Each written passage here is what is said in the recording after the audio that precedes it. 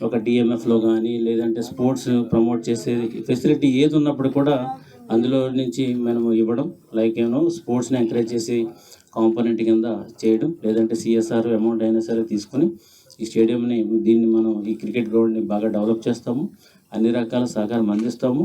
ఇది మనకి కావాలి. ఇప్పుడు అన్నీ కూడా ఫైనాన్స్ కాకపోకుండా ఇట్లాంటి ఇనిషియేటివ్స్ కావాలి.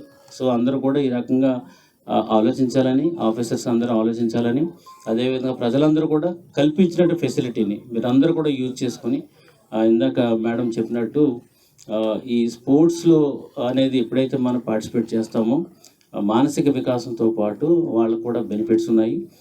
సెపరేట్ కోటా ఉంది, జాబ్స్లో కోటా ఉంది, తర్వాత మంచి మంచి కాలేజెస్లో కోటా ఉంది. కాబట్టి ఈ ఫెసిలిటీని అందరూ కూడా ఉపయోగించుకొని మంచిగా అంటే పేరు తేవాలని, దర్శి కాన్స్టిట్యున్సీకి కాకుండా ఈ ప్రకాశం జిల్లాకి, ఆంధ్రప్రదేశ్కి మంచి పేరు తేవాలని సందర్భంగా తెలియజేసుకుంటూ, ఇంతటి మంచి కార్యక్రమాన్ని ఏర్పాటు చేసినటువంటి మన కాన్స్టిట్యున్సీ ఇన్ఛార్జ్ గారికి, అదేవిధంగా ఇంత ఏర్పాటు చేసినటువంటి మా తహసీల్దార్కి అందరికీ కూడా నమస్కారాలు తెలియజేసుకుంటూ సెలవు తీసుకుంటాను. Thank you very much.